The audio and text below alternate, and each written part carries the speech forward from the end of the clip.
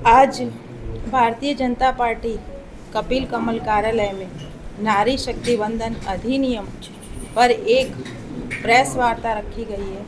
तो इस प्रेस वार्ता में सभी पत्रकार बंधुओं का यहाँ पर पहुँचने पर मैं हार्दिक स्वागत करती हूँ और उनके साथ ही मेरी मातृशक्ति महिला मोर्चा की जिला अध्यक्ष, नगर परिषद चेयरमैन और महिला मोर्चा की मेरी सभी बहनें भी यहाँ पर उपस्थित है। आप सब का भी मैं यहाँ पहुँचने पर स्वागत अभिनंदन करती हूँ।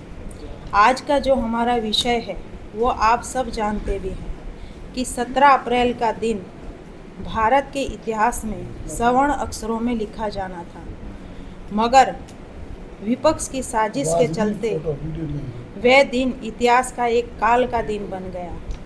हम सभी चाहते थे और एक इतिहास रचना चाहते थे, और संसद में जो भी हुआ वह एक सिर्फ विधायक की हार नहीं थी, बल्कि पूरे भारत की जो 70 करोड़ महिलाएं, बहनें, मातृशक्ति और बेटियों पर कांग्रेस ने सीधा प्रहार किया।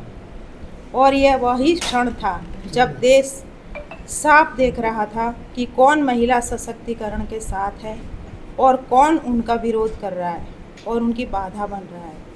जिस तरह से कल नारी शक्ति का सम्मान में विधेयक गिरा, कांग्रेस सहित तमाम इंडी दलों ने सदस्यों ने जिस तरह का जश्न मनाया वो बहुत ही शर्मनाक और अशोभनीय था। 60 वर्षों से कांग्रेस राज कर रही है हमारे देश पर सिर्फ, और जिसमें 70 करोड़ हमारी महिलाएं हैं, देश की आधी आबादी, जिनका बारे में उन्होंने बिल्कुल नहीं सोचा। सिर्फ वोट लेने की राजनीति कांग्रेस ने की और महिलाओं का राजनीतिक कैरियर के बारे में बिल्कुल भी नहीं सोचा। माननीय प्रधानमंत्री जी ने बार बार सांसदों को कहा, विनम्र आग्रह भी किया कि कृपया अपनी अंतरात्मा पर आप विचार करें और अपने ही परिवार की महिलाओं को आप याद करो, मगर नहीं, उन्होंने बिल्कुल भी ये बात नहीं सोची। 2010 में भी इसी तरह से बहाने बनाकर उन्होंने बिल को रोका। असल में विपक्ष को इस बात का डर है कि संसद में गरीब और मध्यवर्गीय महिलाएं न पहुंच पाए। सिर्फ वो अपने परिवार तक की राजनीति करना चाहते हैं, आम महिलाओं को आगे बढ़ने नहीं देना चाहते हैं। और उनका पूरा मॉडल इस बात पर निर्धारित है कि सत्ता कुछ परिवारों तक ही सीमित रहे। ममता बनर्जी जो अपने आप को एक महिला हितैषी बताती है, मगर आप सब भी देख रहे थे कि संसद में उनका रूप बिल्कुल विपरीत था। हमारे गृह मंत्री अमित शाह जी ने भी संसद में कहा था कि इतिहास हमेशा उन लोगों को याद रखता है जो राष्ट्र निर्माण में योगदान देता है, और उन लोगों को भी याद करता है जो राष्ट्र निर्माण में रोड़ा अटकाता है। तो विपक्ष ने कल ये बात तय कर ली कि उनको किस श्रेणी में रहना है। 2029 के लोकसभा चुनाव हो या उससे पहले कोई विधानसभा चुनाव हो या कोई स्थानीय निकाय के चुनाव हो, सभी महिला शक्ति इसको देख रही है और उनको 2029 में करारा जवाब देने का काम करेगी। विपक्ष ने कल सिर्फ एक बिल नहीं गिराया, बल्कि देश की आधी आबादी महिला शक्ति का उन्होंने विश्वास तोड़ा है। यह विश्वासघात लंबे समय तक याद रखा जाएगा और इसका राजनीतिक परिणाम भी उनको भुगतना पड़ेगा। हमारी दादी ने भी इसका इंतज़ार किया, हमारी माताओं ने भी उम्मीद करी और आज हमारी बेटियों ने भी उम्मीद की थी।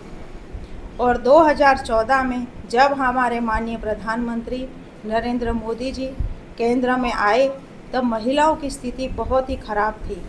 वे खुले में शौच में जाने के लिए मजबूर थी, उनके पास सिलेंडर नहीं थे, उनके पास घर घर तक पानी की सप्लाई नहीं थी। घरों की कमी के कारण लाखों लोग आसमान के नीचे सोते थे। महिला बैंकिंग सिस्टम से भी नहीं जुड़ी हुई थी। मगर मोदी जी के आने के बाद जो सबसे पहला नारा पानीपत की धरा पर से बेटी बचाओ बेटी पढ़ाओ का जो नारा दिया, वो हमारे माननीय प्रधानमंत्री नरेंद्र मोदी जी ने दिया। और महिला सशक्तिकरण को लेकर वो अनेक योजनाएं भी लेकर के आए और महिलाओं को उन्होंने आत्मनिर्भर भी बनाने का काम किया।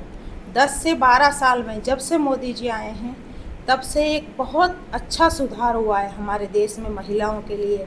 आज हम देख सकते हैं कि हमारी महिलाएं कितनी आगे बढ़ रही है, चाहे राजनीतिक क्षेत्र हो, चाहे पढ़ाई का क्षेत्र हो, चाहे कोई भी क्षेत्र हो। आप सब भी देख सकते हैं कि महिलाएं कितनी तरक्की कर रही है। और हमें मोदी जी पर पूरी उम्मीद है कि वो भी 33% का जो आरक्षण है वो बिल को ज़रूर पास करवाएंगे।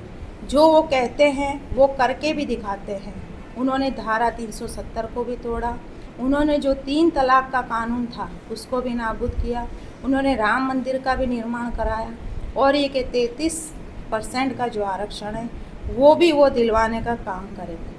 आप सब यहाँ पर आए, आप सबका बहुत बहुत धन्यवाद।